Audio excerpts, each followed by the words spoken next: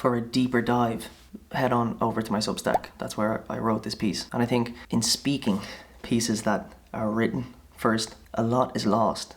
I think the written format as like a medium of information exchange is much richer. You can include an awful lot more details in the written version, because I think spoken thought is just too fast for we humans to fully grasp. Anyway, that being said, the piece is called "A Counterfeit World Writhes in the Presence of Authenticity." The idea of it is the following.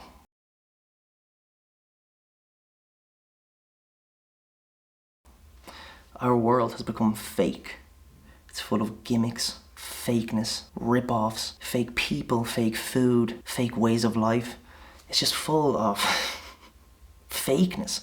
When it comes to people, for example, obviously in society, we as humans have to uphold some sort of persona. And this persona is like a mask. It is the way we present ourselves to society. Because if we didn't do that, then I don't think we'd be able to cohere as a society. So we're supposed to do that. But I think it comes to a stage where the persona is far too amplified and we forget who we are beneath the mask. And then if you do that for long enough, I'm pretty sure that's what's called a midlife crisis.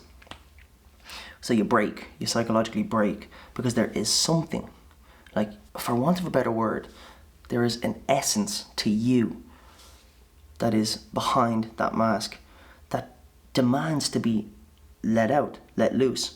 And so that's what this piece is about. This piece is about rejecting modernity, the fakeness of modernity, and instead embracing your own authenticity, which is that which lies beneath the mask, the persona.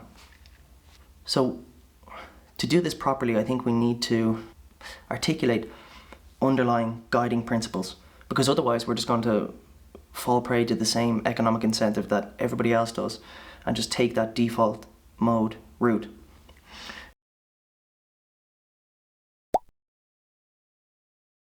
One of the underlying principles is the appropriate use of technology.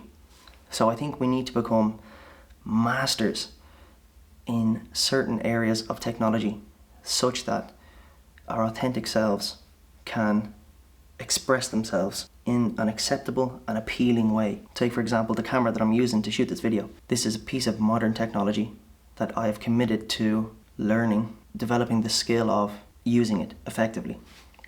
So this, for me, is one of the technologies I'm going to adopt and use to express my authentic self. But for you, it could be something different. It could be the written word, for example, and it could be the technology of a pen and paper. And you just become proficient at writing and conveying messages through the written format. Or you could become an orator, O-R-A-T-O-R,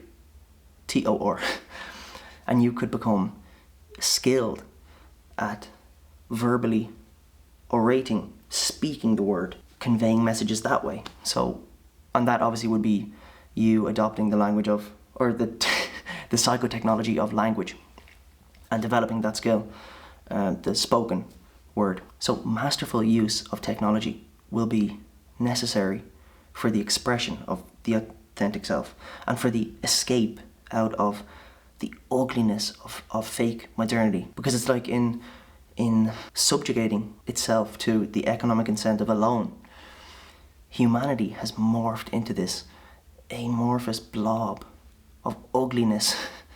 So forward escape out of the ugliness, let's find the beauty. A second underlying guiding principle for those of us who want to excel in the world, and for those of us who understand there is potential within that will not be elicited should we simply passively accept the default mode way of life that society presents before us. This second principle is rejecting any sort of authoritative figure and what they have to definitively say to us.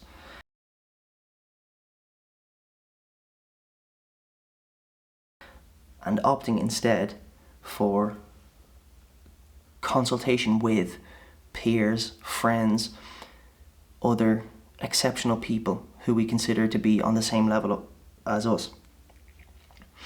opting instead for dialogue with them to see what they think about whatever it is we're discussing. Because nobody has a clue what's going on in the world. So for anybody to claim that they have a definitive and conclusive picture of reality, and you should simply listen to me because I know everything, that should raise the alarm straight away. Pop! That's a red flag. Avoid at all costs. And instead, counsel your friends. Speak openly.